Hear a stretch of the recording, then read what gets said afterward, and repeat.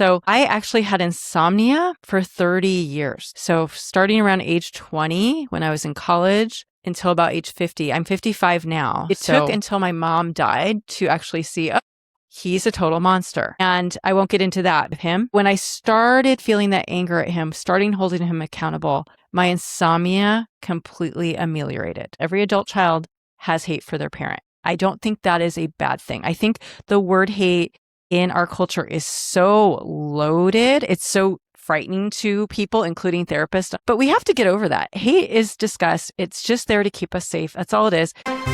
Hey everyone, Derrick Hines here. Welcome to the podcast where I'll share with you the patterns, insights, research, and technologies that we use in my own pain and performance practice to help people improve their health, speed their healing, and increase their longevity. Thanks for listening. I hope you enjoy it. All right, the amazing Bronwyn Schweigerdt. Welcome to the Pain and Performance podcast again. Thank you for having me back. I'm so excited to keep going with this conversation that is evolving. Yes, so as we were talking before, episode 1 with Bronwyn, for all of y'all listening, happened a bit over a year ago. And we got a ton of questions about emotions and physical symptoms. How do we handle that after? What things can we do for it? And, we always okay, here's the bits that you can pull on. Y'all ask us questions. And so I'm very excited to dive into a bunch of the questions that people had for us after episode 1 and to dig a bit deeper into some of these topics that maybe makes this a bit more practical in people's everyday lives. So thanks for coming back on. Yeah. I'm excited to do this. One of the questions that we got a ton on was the version of okay, y'all are talking about how suppressed emotions can cause physical illnesses, whether that be autoimmune issues, migraines, chronic pain, diseases. And we probably got 5 different types, some little stories. One of these, I'll summarize this because it's a long message, but basically all of my autoimmune symptoms along with chronic pain and inflammation improved after I resolved some of my emotions around my relationship with my father. Towards the end of his life, we had some great conversations that wrapped up, to summarize, a very difficult childhood. And once I did that, almost all of my physical symptoms got better. And we got a few of those. So the questions that we got around that is, can we give some specific clinical examples of how we're suppressing emotions and that affecting physical things? And then symptom changes after we go through treatment, if you will. Yeah, actually, I have 2 personal examples that I want to share. And I want to reflect that this person that you just read, what they wrote, that is ideal. If we could have the conversation with our parent where they seek, I would imagine the father sought forgiveness. And that's why this person, their anger was released out of their body. That is ideal. However, most of us don't have that experience, unfortunately, really for everyone. So I'm going to share my personal experience with my father, and this will give you, I think, an illustration. So I actually had insomnia for 30 years. So starting around age 20 when I was in college until about age 50. I'm 55 now. So I've only lived insomnia free for about 5 years of adulthood. I sought out every kind of treatment there was, alternative, modern medical, the whole gamut. Nothing helped. I was on a lot of meds at the end, especially. And what did help, though, and I didn't know this at the time, was when I started actually having my eyes opened to just how not good my father really is. I was myself in denial. I was absolutely in denial. It took until my mom died to actually see, oh, he's a total monster. And I won't get into that. But starting to feel my anger, channeling that anger out of my body, what I did was I started holding him accountable in emails and just documenting actual memories that I had. I had to do that first for myself before I actually shared it with him, because I found that my brain could not hold more than one of these memories at one time. So writing them on a Google Doc, I was able to consolidate a whole bunch of things that my brain couldn't see all at once for myself. And then reading it over time and just going, oh my God, it's really bad. He's really bad. And then holding him accountable, sharing those documented experiences with him. And I basically said, look, moving forward, I would love to have you in my life, but only if you acknowledge these things and apologize and change to become a safe person. He did not take me up on that. And we haven't basically spoken in 3.5 years, I think, at this point, which is sad, but it's also been the best 3.5 years of my life. But when I started feeling that anger at him, starting holding him accountable, my insomnia completely ameliorated. Was this before you shared it? Was it just when you were getting it out, kind of? Yeah, when I first just started holding him accountable. I really expected him to be like, oh my God, I'm sorry. So I was still deluded, but I was starting to see a bigger, clearer picture and starting to hold him accountable. So yeah, so it was kind of over the course of the very beginning phase. And that is when I just was able to sleep like a baby. I can take naps now, which is something I could never do. And I've been off all my meds now for these 5 years. So that's one illustration. I think what was happening, I think when we are not able to sleep, it's like our inner child is like, hey, wake up to the truth. Don't stay asleep. Like, open your eyes to this person because you're betraying me. I really think that is metaphorically what was happening for me. What do you think the mechanism around the change is when we let that out? Like, what's happening? I know it's not in the body, but in the brain, how that associates with the body, how that reflects in, our ability to sleep or, feel pain in this example. Yeah, there's something about being not conscious and sleep or not conscious that I see, like sleep disorders really having to do with our being in denial or being not conscious of things in our life. I absolutely see a correlation with my clients. So in that, my question is like, how many people have these kind of unconscious or subconscious repressed memories from childhood? So if we have those things, there's a part of our brain that's trying to protect us or something like that, and like it's trying to push that away. So then until that comes out, that part is always it's always working, it's always fighting to try and, I don't know, keep that away from our consciousness, which is a weird thing because then it's I think we're doing that for protection on some level, but we really can't get over it until it's brought out and processed and done, and then your brain's like, oh, okay, I don't have to keep doing this. I don't have to keep working so hard. Yeah. And specifically for me, and I think this is true for almost every human being, it wasn't that I was fully in denial. I mean, I could remember things, but again, I couldn't remember more than one thing at a time. But I would remember things at different times. So I knew he wasn't so great, but I would say, but I know deep down he's good. And the reason why I would tell myself that is because I needed his approval. And here's the thing. All humans need their parents' approval.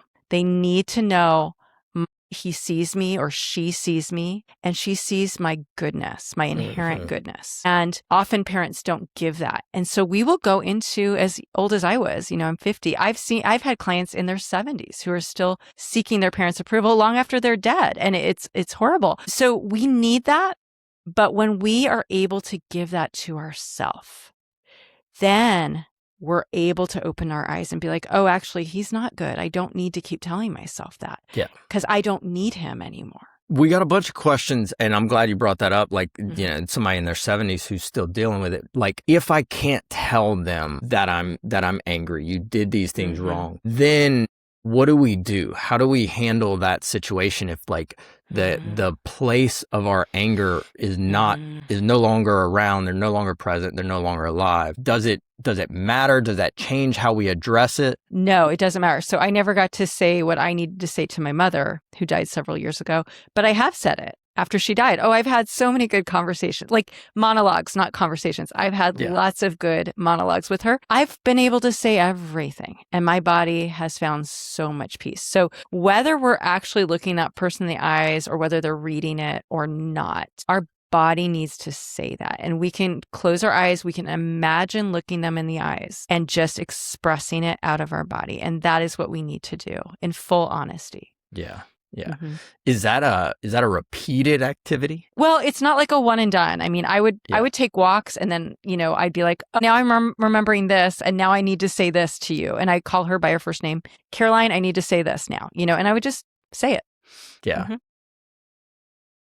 Is forgiveness the goal, or is Yes, that the wrong question? forgiveness is the goal, but I think we have the wrong definition of what forgiveness is. I think that is the Okay, do problem. tell.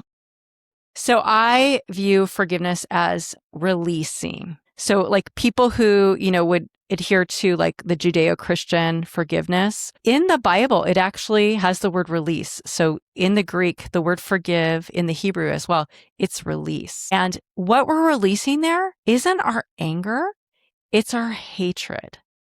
Mm-hmm. Okay. We don't need to release the anger. We do need to release the hatred, because hatred, when we hold it in our bodies, it is extremely corrosive to us. It will wreak havoc on us mentally and physically. So we're going to release that. And that doesn't, so let me give you an example. I had a friend who, again, waking up just more recently, just the last year and a half, I woke up to the fact, oh my God, she's not a friend. Like, and she was a lifelong friend I had for 40 years. And I just had to process so much. But what I did one day is I just closed my eyes and I imagined looking her in the eyes. And I said, Kathy, I hate you and I forgive you. I release you. So we can do that simultaneously. It's not about whether we feel hatred. Mm-hmm. Who cares what we feel? It's not about feeling. It's about fostering or harboring that within us. That is what is toxic to us and will hurt us. So releasing that, but we can also release it by saying it and being honest. And then I felt so relieved when I did that. I felt like a different person after I did that. Yeah, we got probably 3 or 4 questions on like, can we dive into the difference between anger and hatred and how that distinction matters to the body? Can you, that makes sense what you said. Can you go a little bit deeper on that? Yeah. So anger, there is unhealthy anger, and we could talk about that too. But for the most part, we're talking about healthy anger, which is, of course I felt towards Kathy. Of course I did. But I also felt betrayed by her. And when we feel betrayed by someone, we feel that in our gut. Anger is usually felt in the chest. Our gut is where we feel betrayal. And our gut is also where we feel hatred or disgust. Those are all one and the same. They're all the same. Feeling disgust is feeling hatred, and that's what we feel when we're betrayed. When it's a friend, like a long-term friendship or a parent or a partner, of course we're going to feel betrayed.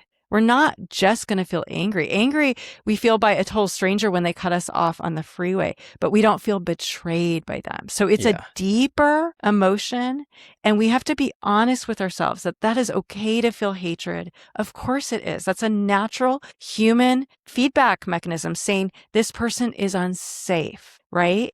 Or this person has been unsafe in a way. And that it's like when we walk down the street with a little kid and they see roadkill. They feel disgust and they go, ooh, and we don't talk them out of that. We say, yeah, that's right. That disgust you feel, that hatred you feel says stay away. And that's what those feelings tell us. Stay away. And so we can, with that person, give them an ultimatum and say, hey, you have been so unsafe and I need you to own that and change. So you are safe, so we can have a relationship, or I'm just going to stay away entirely. That's what it's there for. But that is different than when we harbor the hatred. So that's working hatred that tells us to stay away, and then we don't feel it because we're staying away.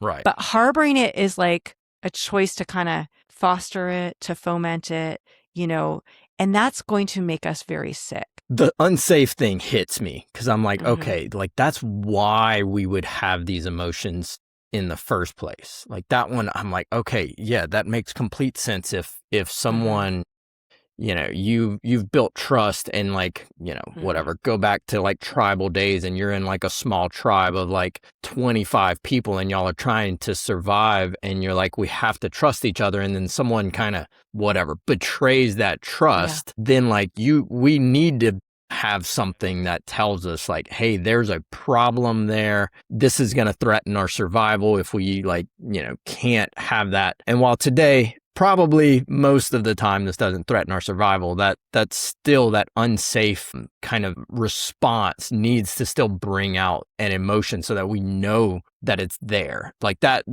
makes the most sense to me. I know a lot of people feel stuck in a loop of hatred. Like they're like, whatever, say this is social media. They're like going and like, you know, it's almost like this is going to sound terrible. They kind of want the feeling. Like they go seek it out, right? They go look the person up, or they go and like find the thing that's making them, that feel the hate. And they kind of do that. They might not even notice that they're doing it that often.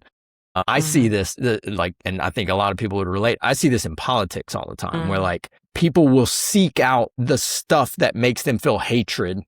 And you're like, well, you're pulling this into your life. Like you're going find it to make yourself feel that way. I have a deeper explanation, but I hear what you're saying. So I think those are people who already have the hatred, but it's at a parent that they haven't processed, that they don't want to acknowledge. So they're putting it on something else that's a little easier to deal with. They're finding an easier scapegoat. Yeah. And I want to just, at first, I want to normalize. I believe every adult child has hate for their parent. I don't think that is a bad thing. I think the word hate in our culture is so loaded. It's so frightening to people, including therapists, unfortunately.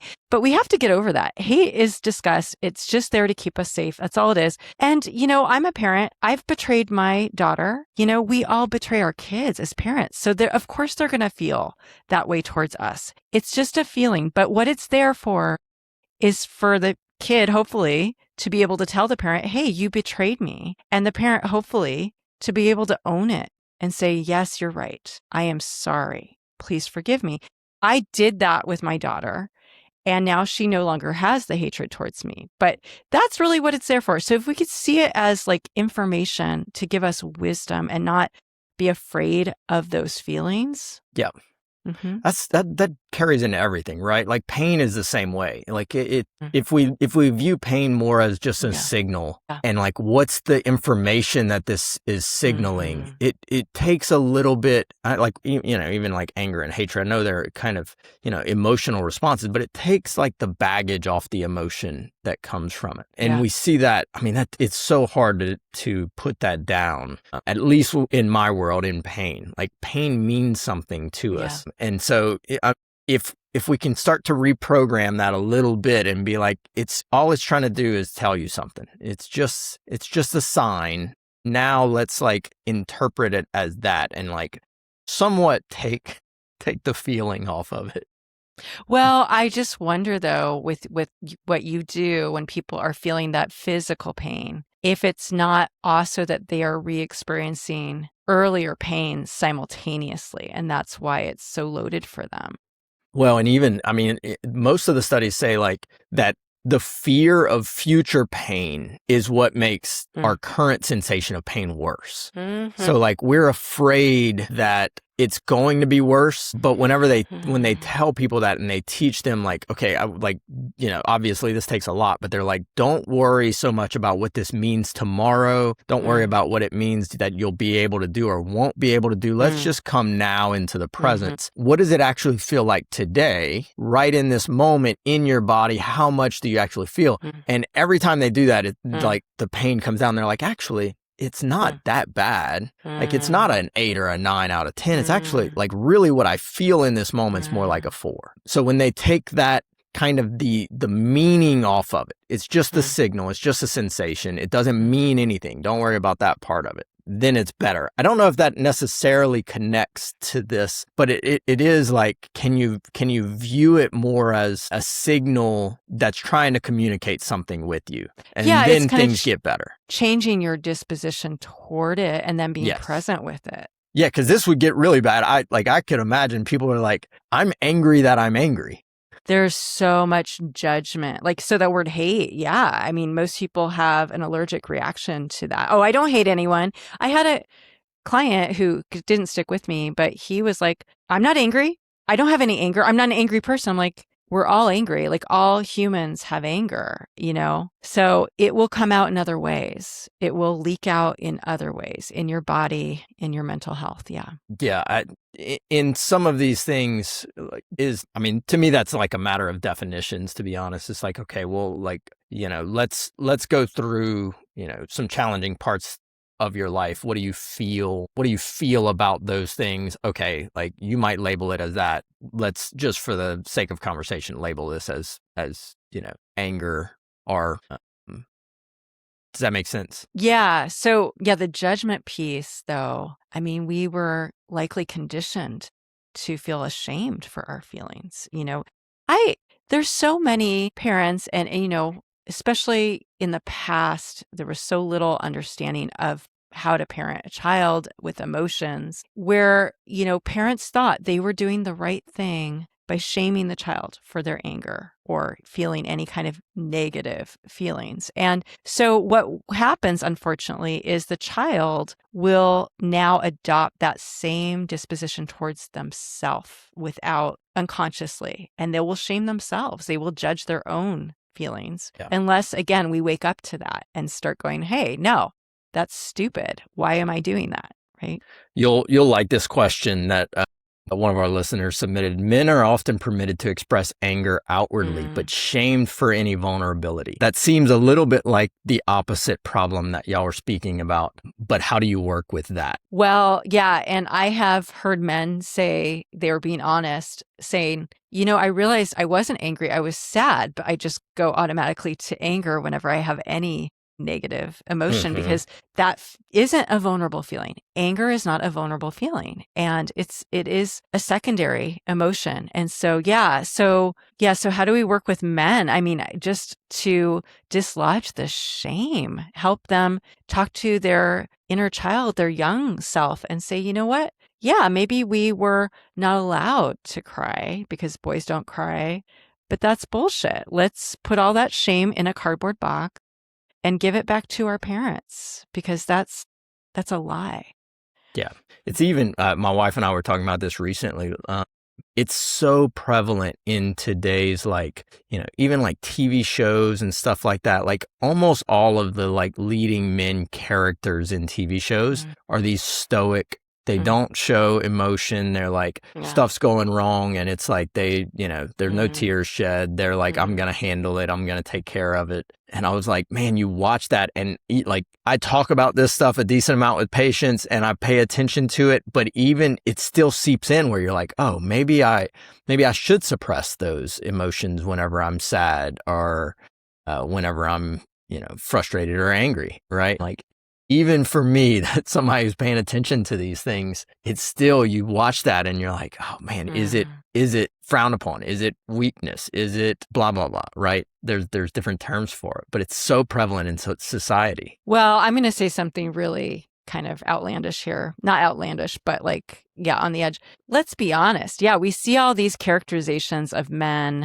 like the ideal man is really stoic, like you're saying, really tough. And let's be honest, who, continues the institution of pornography? It's the same men. Why? Because they can't feel their feelings. And it's another way to dissociate from their feelings. It's from the shame. So we see one characterization, but let's imagine the other one behind the scenes, and let's see, maybe those two things are very related. Yeah, it's very interesting. I was having a conversation with a few of our friends in one of our little kind of small groups, and the topic of pornography came up. And it's one of the weirdest ones that very few people talk about, and how negative that's associated throughout society. And you're right. I think that the percentage breakdown of who's continuing that, but the biggest group of young children that pornography was growing in was young women. And it was 45% of young women, and this was before the age of 16, had consumed pornography. And so you're like, this has legs, right? This is associating and kind of spreading to other people. And there's no way that you can tell me that's not some expression of emotion that we haven't dealt with. I think it's a way to dissociate. I mean, I've had clients tell me they've used it to dissociate, the ones who are in the know, but it is. It's a way to not feel. And it's a way to it is a very dissociative experience. So I think the people who use pornography, who are addicted to it, are the most, I'm not even making a moral judgment. I'm making a judgment based on our mental and physical and relational well-being. Yep. Okay. That's really what it's about here, because it's not good for any of that. It's just dissociative, and it is related to shame. Explain the dissociation, and if there's some other examples of that are prevalent for the listeners. Like what are we trying to do with that? What does that mean? So if we feel shame having feelings, vulnerable feelings, we have to dissociate from them. So shame doesn't allow us to actually feel them or process them in a healthy way. So we will dissociate. So dissociation can mean very serious things. Some people go into what we call a dissociative fugue, and they will wake up in Mexico and they don't know how they got there. So there's very extreme examples. There's people with identity disorders, what we call dissociative identity disorders, that don't remember periods of their life all the time, or they have different alters or personalities. But then there's just the everyday dissociation, like reading a book can be a form of dissociation. It doesn't have to be, but it can be. Being on Instagram all day, or for hours is a way to dissociate. So all of those, there's a full gamut of that. And dissociation really serves to not feel feelings. That's why we dissociate. So would that be the big, I think, differentiator is like, if it's being used so that you don't have to feel something, that's when we're dissociating. It's like, yes. I'm starting to get a little bit of this. Let me go and find my vice so that I can let me put that off. Exactly. So if somebody is in that pattern, what do they do? They address the shame. I mean, we all need to address the shame. So let's say let's just stereotypical. Let's say it's a man who feels rejected because his wife just had a baby. And I'm going to be really honest here. A lot of men feel rejected because the wife had this baby come out of her body and they seem to have a bond, and the man feels excluded. There's nothing wrong with that. Who wouldn't feel that way? If I were the man, I would absolutely feel that way. So let's just take the judgment off of that. Okay. So it's really about being honest with our feelings and going, yeah, that's normal. Of course. She has breasts and this baby loves the breasts, and you don't get the breasts, and you don't get sex and you don't for get a the period love of of time. the baby. So. And you don't get the love of the baby. And your wife seems absorbed in this baby. So of course you're going to feel rejected.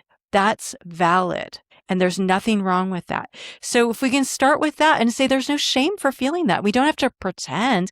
But if a man does feel shame, if he's like, oh, I'm not allowed to feel this, this makes me shameful, then he's going to go to pornography. And that is what happens all the time. Let's keep going with that. So if you're working with somebody who's going through some of this stuff, your first part to me is can they label what they're feeling? Can they get back to that level? Let's keep going. What would the process be for them to start to actually, overcome the shame?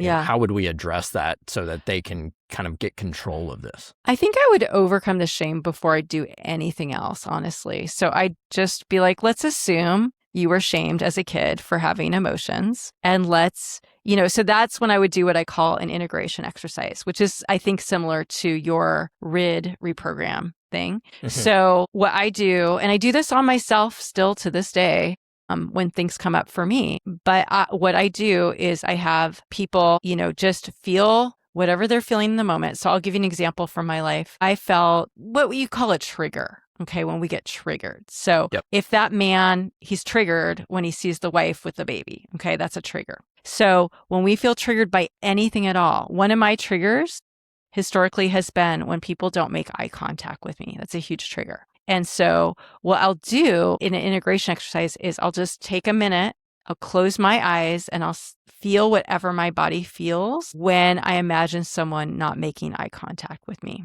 And so let's say I feel it in my gut. That's where shame is. And we often feel something in our gut.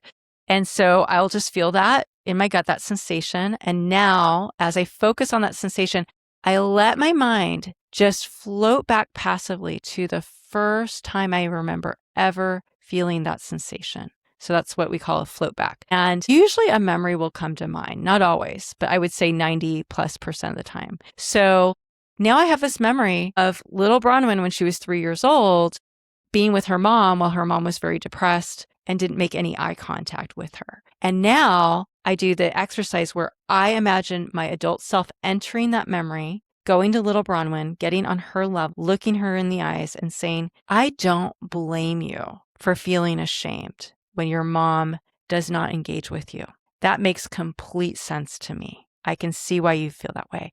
But I'm here now and I need you to see what I see. Because the truth is, your mom is really depressed, and the lack of eye contact and the shame is not a reflection of your worth, little Bronwyn. It's a reflection of her own illness. And so what we're going to do is we're going to take all that shame you feel from that lack of eye contact, we're going to put it in this cardboard box, and we're going to give it back to her. And then I would say, little Bronwyn, I see you, and you are precious to me. And I just want you to know that I will attune to your feelings. They matter to me, and I will feel them with you, because what's shareable is bearable. And our feelings tell us our needs, and I will meet those needs from here on out. I will be that trustworthy attachment figure that you need, because you don't have one. Yeah. And that's my job now. And I'm sorry that I have taken so long to show up for you. I'm sorry I allowed you to feel so alone and so desperate.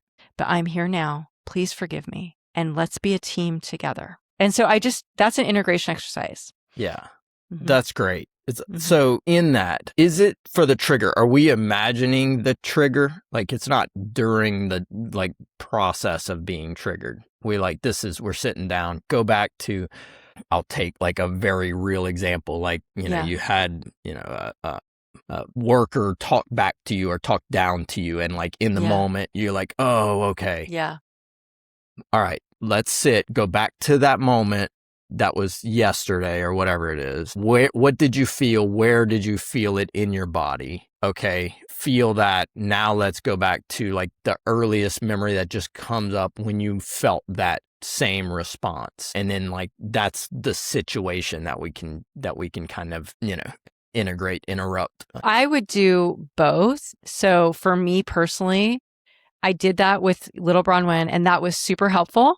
But to be honest, like when I go out in public and if someone's not making eye contact with me, I still have a little bit of a hard time. It's not as bad as it used to be. And what I will do in the moment is I'll say to myself, this person's lack of eye contact is her problem. It's a her problem. That's her shame. That's not mine. So I'll just say that internally, and that helps me as well. So you could do both. Yeah, that's wonderful. Mm-hmm. Let's see. What do we have? This is a fun question. So you said you're skeptical of meditation. Why? Well, it depends on the definition of meditation. I am not really into clearing my mind. I don't think humans need to intentionally keep their minds, clear. But yes, creating space to reflect. So it would be more like, I'm going to take some time and I'm just going to let my brain, my body reflect on whatever it wants to. So it's a different kind of meditation. I don't know why you brought this up.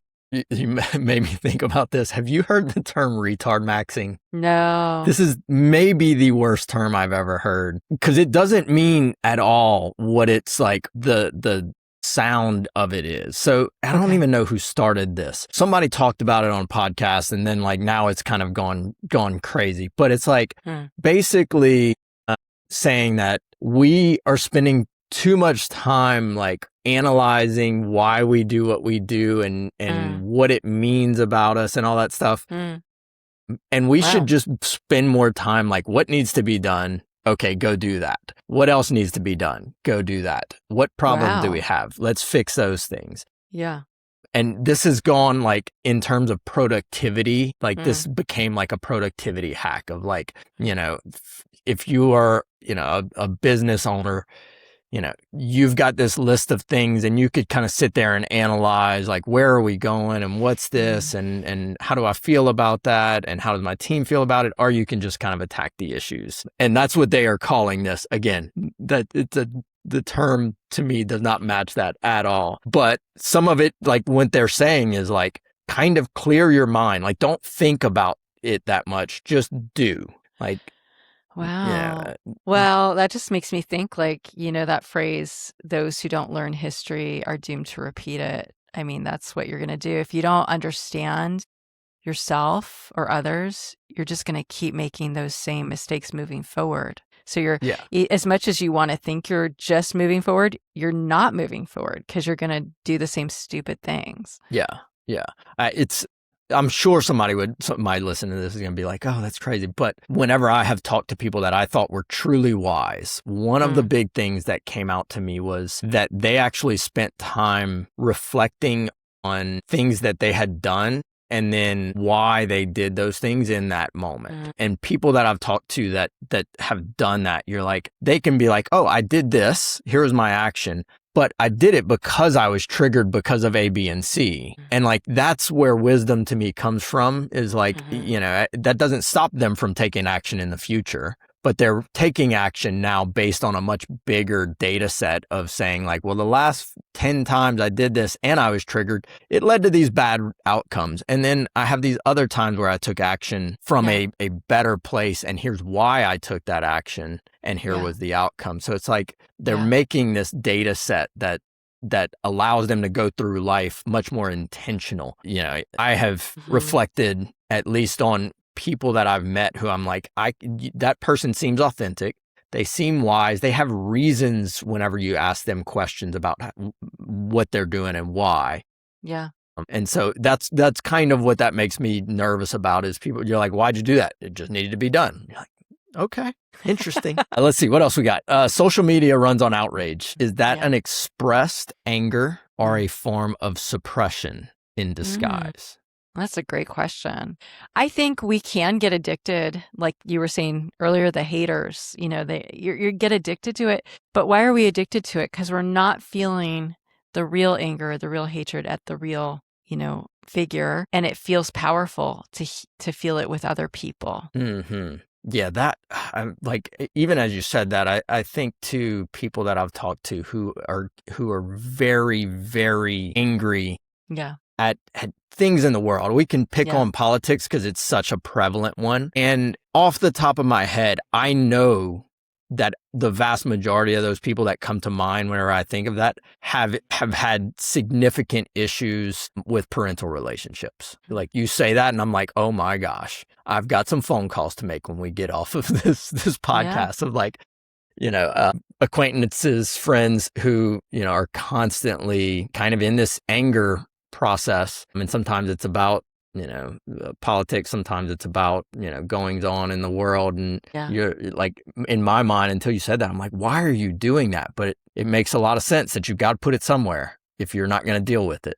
That's powerful. It is. It is. And I want to give a good example, a positive example too. So going back to my daughter, she's 22 now. So we had a really, really rough relationship for about 14 years. And it just kind of got worse throughout that time. So from age 5 to age 19, so till just a few years ago. And when I kind of started connecting the dots as a therapist, I started realizing, oh, I think I know why she changed when she was 5, because that's when I went into my first very severe depressive episode. And I guess that would cause a little 5-year-old girl to feel a lot of shame because mom's not there anymore. Like, mom is there in body only, and she's not getting that attunement all of a sudden. And she thinks it's a her problem, as all kids do. So I realized that. And so I decided to write a letter to her, and I called the letter Dear 5-year-old Edie. And I just said, you know what? I need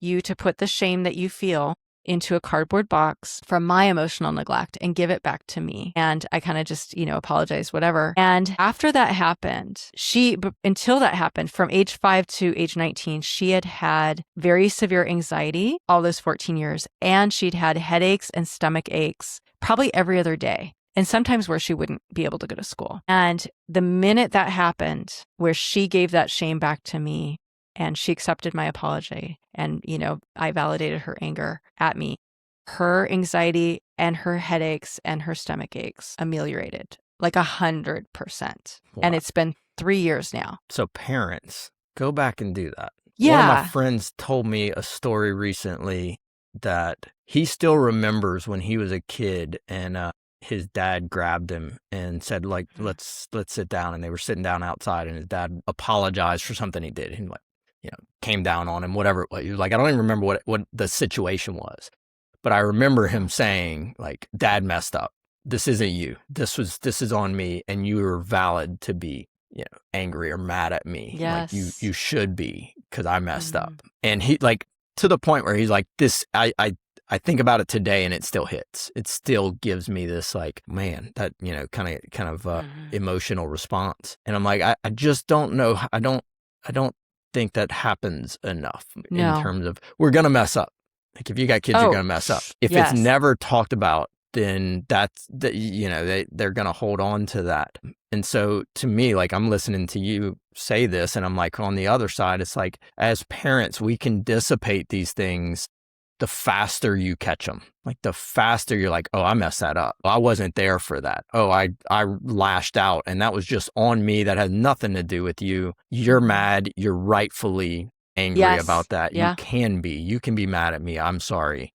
That has nothing to do with you. Yeah. We have to get to a place where we don't have shame about screwing up, because of course we're going to screw up. We're humans. I didn't intend to hurt my kid. Like, I myself was so depressed. So a lot of things, I would say most, hopefully, are unintentional, but it still hurts our kid. And we need to understand it's not about blame. It's about what actually they felt. Kids are stupid, and they think they're the reason for the parents' lack of attunement. And so they shame themselves, or they create that shame. And it's our job not just to apologize, but to have them give back that shame to us. That is so important. And like you're saying, to validate their anger, say, you have every reason to be angry with me. Even though we know we didn't do anything, intentionally wrong, we still need to validate their anger. Yeah, that's great. That's I hear that, and I'm like, I can't imagine how therapeutic that would be, even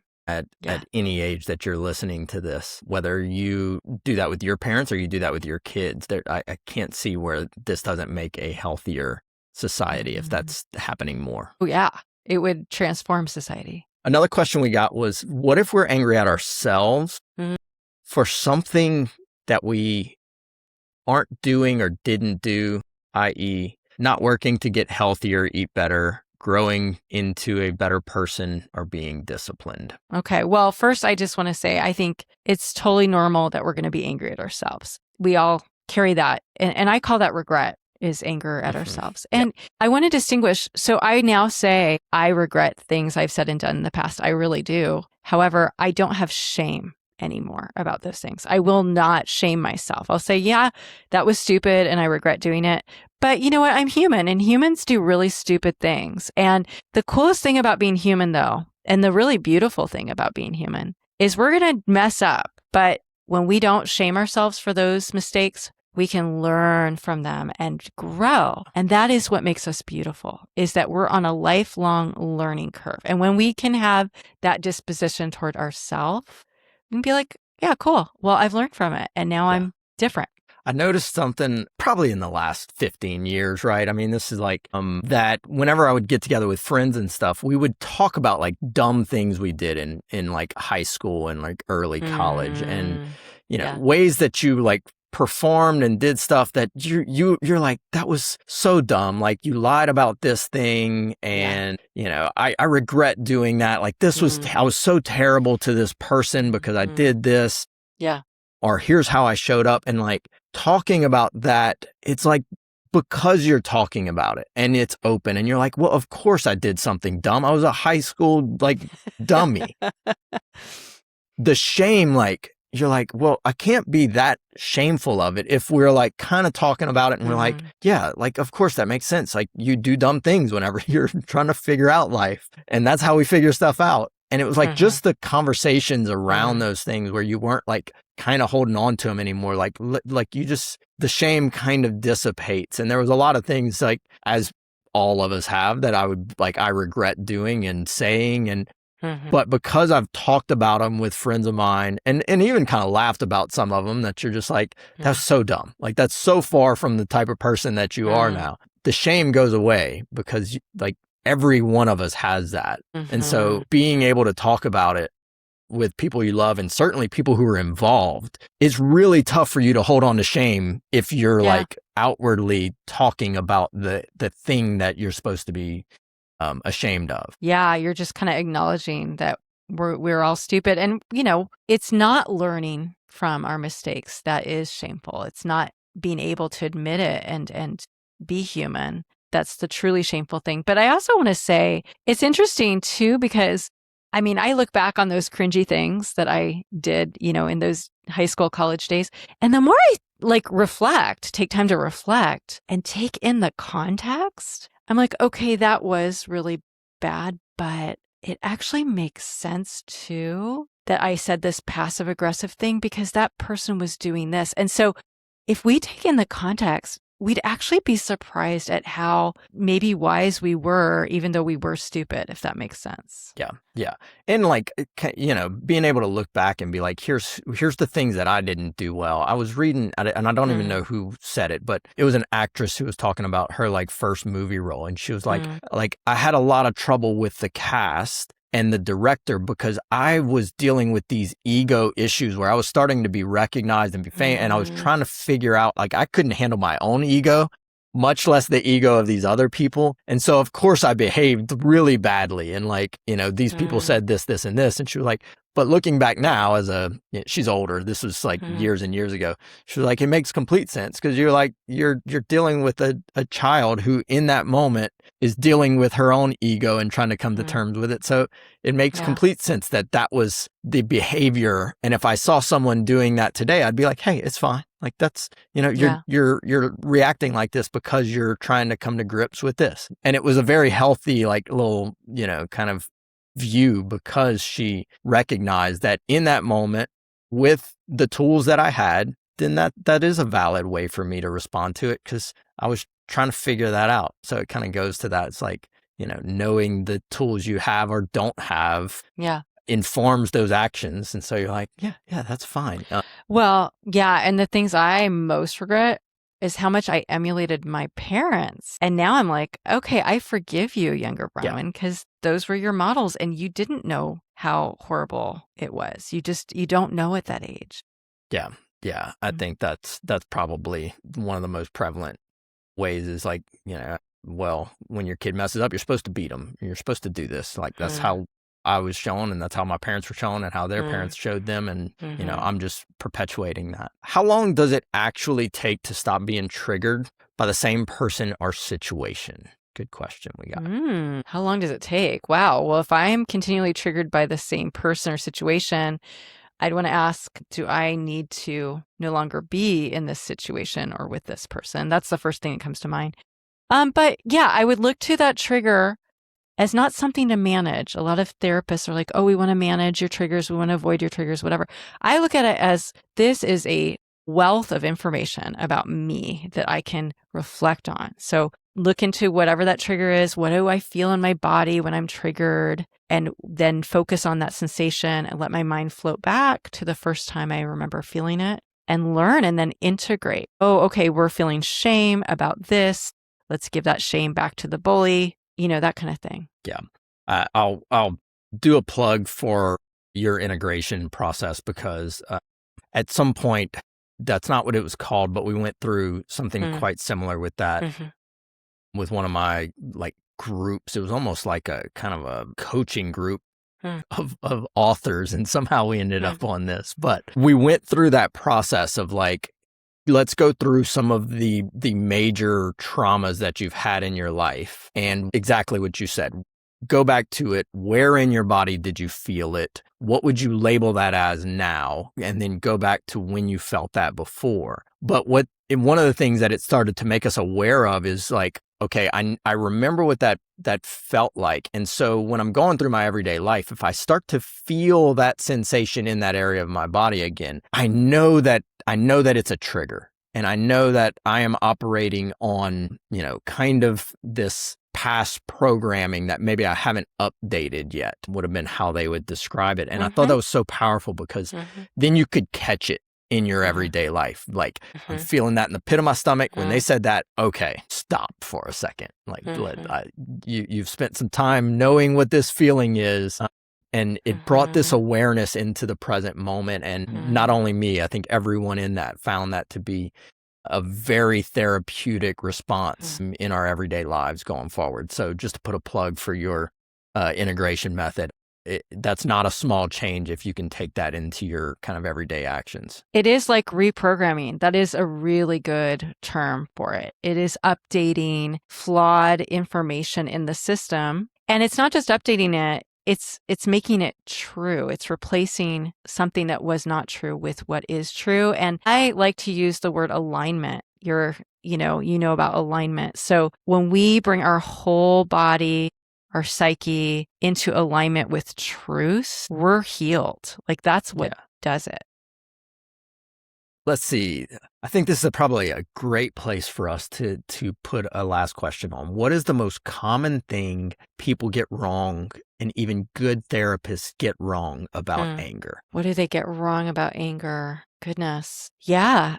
So when we start to view our anger as a light on the dashboard of our emotional car saying, check the engine, something's wrong, and we need to repair it, that's like the posture to have towards anger. So a lot of therapists, will try to talk us out of our anger. They'll try to say, well, think about it from his perspective. Now, there is a time and a place to do that, but we start with feeling it and validating it. That's how we begin the process. We can't skip that step. We start with, this is wisdom. So we can't skip to, talking ourselves out. That's not going to work. Yeah, love that. I agree with that. Even if you are, it's like, even if you are, let's say, overreacting to a small situation, if you don't validate the why you overreacted, you're never going to get that back to, a healthy reprogramming anyway. So you got to validate it on some level, no matter what, because that reaction was real. It's valid on some level, right? Right. Yeah. So you're not the problem. The feeling isn't the problem. It is evidence of a problem. Yeah. But it's not a you problem. So good. So good. I feel like so many people do that too. Like, you always do this. It's like, yeah. So good. I'm sure people respond to this. Hit us up with more questions. As long as y'all keep sending questions, we'll do this yearly. There's so much that we can keep unpacking. Where can people get in touch with you, Bronwyn? I know a lot of people hear this and they're like, awesome. If someone can help me facilitate some of these actions, some of these conversations, some of these insights, that would be fantastic. Where can people find out how to get in touch with you? How can people work with you? Give us the rundown. Yeah. So I have a podcast called Angry at the Right Things and talk about all this stuff. And Derrick is on it as a guest a month ago. So, and then for people who are actually in this field, I have continuing education units that I now provide for other therapists, other mental health practitioners at my website, which is called the Center for Anger and Integration. And the website there is integrateanger.com, all one word. If people are just in healthcare, do you think it would still be helpful for them to take that? Yeah, I don't know that they would get the continuing education units. I think they should. I think we should all be able to cross professions like that. But yeah, I actually was just thinking that it would be good for anyone working with an actual human being in the healthcare industry to do those trainings. Love that. Yeah, we will.